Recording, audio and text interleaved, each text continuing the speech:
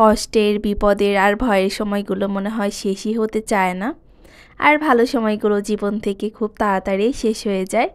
Hello everyone, আসসালামু আলাইকুম। কেমন আছেন সবাই? আই হোপ সবাই খুব ভালো আছেন। আলহামদুলিল্লাহ, আমরাও আল্লাহর রহমতে আছি খুব ভালোই। নতুন দিনে নতুন আরও একটি ভ্লগ ভিডিও নিয়ে হাজির হয়ে গিয়েছি আমি আপনাদের মাঝে বাঁধন, চট্টগ্রাম থেকে। আজকের ভিডিওটাও শীতময় একটি সুন্দর সকাল দিয়ে শুরু করেছি। আর চট্টগ্রাম 4-5 দিনের বেশি হয়ে গেলেও অনেকটাই ঠান্ডা কম, একেবারে শীত নাই বলা যায়। আর রোদও উঠে খুব সুন্দর, সারাদিন রোদ থাকে। আজকে ভিডিওর টাইটেলটা দেখিয়ে হয়তো অনেকে বুঝতে পেরে গিয়েছেন যে আজকে থেকে আমরা বাসায় আবারও 3 জন, আলহামদুলিল্লাহ। আজকে থেকে আমার ভয়টাও কম হবে অনেকটাই, কিন্তু কাজ বেড়ে যাবে। দুপুরে রান্না থেকে শুরু করে সব কাজই একটু একটু করে বেড়ে যাবে। এতদিন তো মন চাইলে রান্না করতাম, না চাইলে না করতাম, মেয়েটাকে কিছু একটা রান্না করে দিতাম। এখন তো আর তা হবে না। প্রতিদিন দুপুরে, সন্ধ্যায়, রাতে যখনই করি রান্না আমাকে করতেই হবে। আর রান্নার প্রেশারটাও বেড়ে যাবে। তার মধ্যে জানুয়ারি মাসটাও শুরু হয়ে গিয়েছে, আর আমার বাসা চেঞ্জ করার টেনশনও শুরু হয়ে গিয়েছে। এই জানুয়ারিতেই যেহেতু বাসাটা চেঞ্জ করব। আর আদিতার বাবা আসার পর বলতেছে যে চল আগে বাড়ি থেকে ঘুরে আসি, তারপর বাসাটা চেঞ্জ করি আস্তে ধীরে, যেহেতু জানুয়ারি মাসের ভাড়াটা এই বাসায় দিতেই হবে। তাহলে এত তাড়াতাড়ি করে যে তো লাভ নেই, আস্তে ধীরেই যাই, বাড়ি থেকে ঘুরে আসি। এখন দেখা যাক কি হয়। এখনও বলতে পারতেছি না যে জানুয়ারি মাসের কত তারিখে বাসা চেঞ্জ করব, আবার কবে বাড়িতে যাব এখনও শিওর না। জানুয়ারিতে যদি বাড়িতে যাই প্রচণ্ড ঠান্ডা, জানুয়ারিতেও ঠান্ডা, আবার ফেব্রুয়ারিতেও ঠান্ডা। এই চিন্তা করে আবার অনেক ভয় লাগে। আবার ভয় পেলে তো আবার পিঠাও খাওয়া হবে না, এটাও আবার চিন্তা আসে মাথায় যে আমার পিঠাও খেতে ইচ্ছে করছে, আবার বাড়িতেও যেতে চাচ্ছি না, তাহলে কেমন হবে। এখন দেখা যাক কি করি। যা করি তা তো সবার সাথে শেয়ারই করি যখন যা করি। আদি তার বাবা তো গিয়েছিল কক্সবাজারের মহেশখালীতে, আর সেই মহেশখালীতে নাকি সামুদ্রিক শুটকির পাশাপাশি কিছু কিছু তাজা মাছ অনেক পরিমাণে পাওয়া যায়, আর দামটাও অনেকাংশেই কম এই চট্টগ্রামের থেকে। আমাদের এদিকেও কম, তার থেকেও নাকি আরও বেশি কম। সেখান থেকে কিছু মাছ এনেছিল, আসার একদিন আগে কিনে কেটে ফ্রিজে সংরক্ষণ করে রেখে দিয়েছিল, পর আসার সময় নিয়ে এসেছে। তার সাথে যারা যারা ছিল সবাই কিনেছে, এই কারণে সেও কিনেছে। এখানে সবগুলোই ছিল সামুদ্রিক মাছ, শুধু চিংড়িটা বাদ দিয়ে। চিংড়িটা নাকি ওই মহেশখালীর একটা খাল আছে, খালের চিংড়ি, আমাদের নদীর চিংড়ির মতো সেম। আমি খেয়েছি, খুবই মজা লেগেছে চিংড়ি মাছটা। সামুদ্রিক চিংড়িগুলো হয় একদম সাদা সাদা, একদম ধবধবে সাদা। এইটা কালচে ছিল।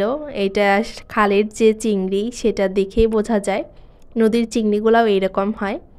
সামুদ্রিক মাছগুলোর মধ্যে ছিল ছুরি মাছ, যেটা ছুরি শুটকি অনেকেই চেনে, অনেকেই খেয়েছে। সেই ছুরি শুটকির তাজাটা ছিল। আর 2-3টা রকমের মাছ ছিল, আমি নাম জানি না, নাম শুনেছিলাম একবার, এখন মনে নেই বর্তমানে। মাছগুলো আমি গুছিয়ে নিলাম, উঠিয়ে রেখে দিয়েছি। তারপর আদিতার জন্য একটু দই বের করে নিচ্ছি ফ্রিজ থেকে। ঠান্ডাটা ছেড়ে যাওয়ার পর খাওয়াবো। আমাদের দুজনের একজনের কাছেও সামুদ্রিক মাছ এতটাও ভালো লাগে না। আমি জাম নারকেল এইটা খেতে পারি। আদিতার বাবা দেখা যায় কি যেদিন কিনে নিয়ে আসবে ফ্রেশ ফ্রেশ ওই দিনই শুধু একটু খাবে, পরের দিন বা তার একদিন পরে রান্না করলে সেটা তার কাছে আর ভালো লাগে না।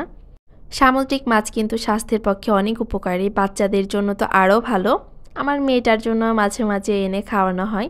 তাছাড়া আমি ওইভাবে রান্না করে খাই না, আমার কাছে ভালো লাগে না।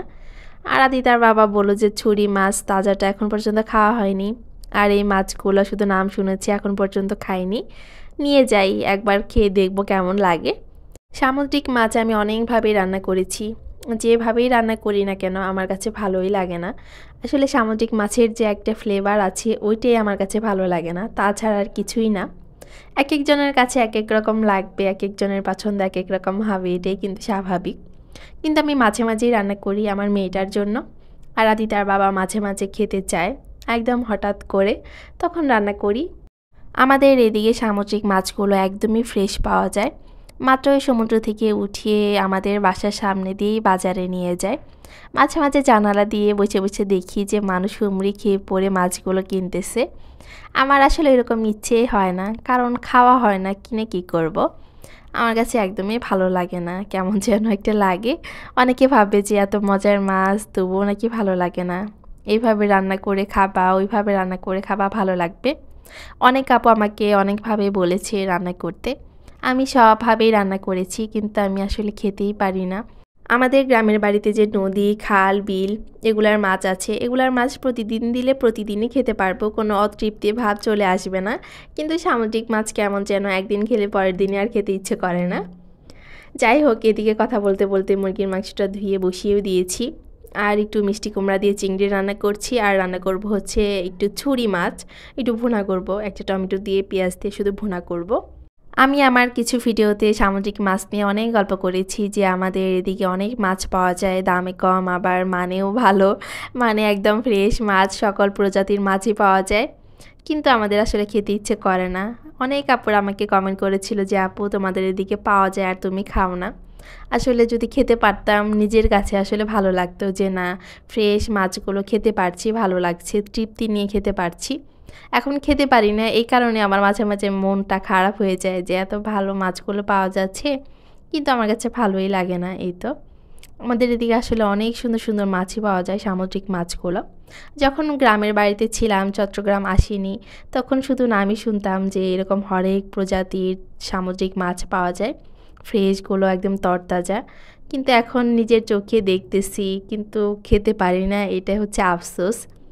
আমার আশেপাশে চট্টগ্রামের অনেক ভাবিরা আছে, তাদের মুখের গল্প শুনি যে তাদের কাছে নাকি এই লইট্টা মাছ, ছুরি মাছ, পাঁচমিশালি যে লইট্টা চিংড়ি মাছগুলো তাদের কাছে খুবই নাকি ভালো লাগে, যা দিয়ে রান্না করে তা দিয়েই ভালো লাগে। অনেক আপুদের মুখে গল্প শুনি। আমার মাঝে মাঝে মনে হয় যে তারা ছোট থেকে এগুলো খেয়ে বড় হয়েছে দেখে নাকি এত ভালো লাগে।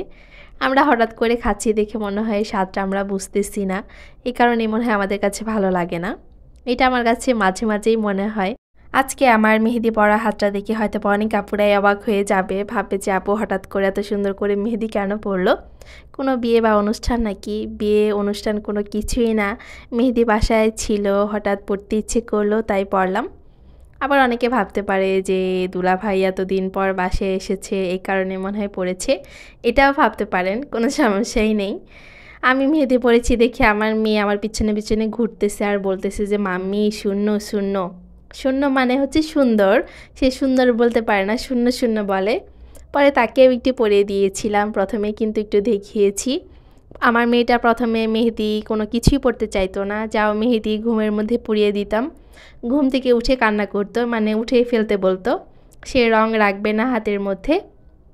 কিন্তু এখন যেহেতু একটু একটু বড় হচ্ছে, এখন সে ভালো মন্দ হয়তো বা একটু একটু বুঝে, সে সুন্দর মেহেদি রেখে দিয়েছে, শুকানোর পর পরে তুলেছে।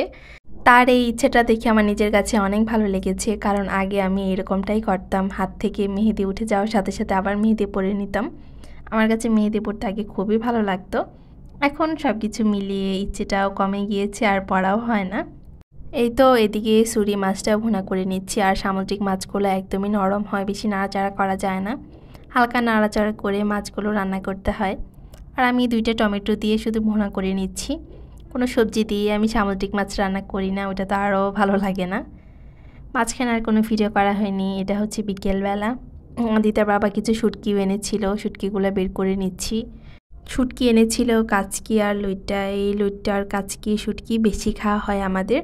আর শুটকিগুলো একদমই শুকনো ছিল, একটু ভেজাও ছিল না, রোদে দিতে হবে না। আর আমি শুটকি সবসময় ফ্রিজে রাখি, নর্মাল ফ্রিজে আমি রেখে তারপর শুটকিগুলো খাই। অনেকে ডিপে রাখে, আমি নর্মাল ফ্রিজে রাখি সবসময়। এই তো এখন শুটকিগুলো বের করে আমি এভাবেই রেখে দিব নর্মাল ফ্রিজে, ওগুলো আর রোদে দিব না। বাড়িতে যাওয়ার চিন্তা ভাবনা আছে, বাড়িতে গেলে তখন কিছু নিয়ে যাব, তাই এইভাবেই রেখে দিব, এগুলো আর বের করতে হবে না। যখন খাবো তখন বের করে কেটে তারপরে হচ্ছে খাই, এভাবেই প্যাকেট করে রেখে দিই, বক্সে উঠাই না, প্যাকেট করে রেখে দিলেই সুন্দর থাকে।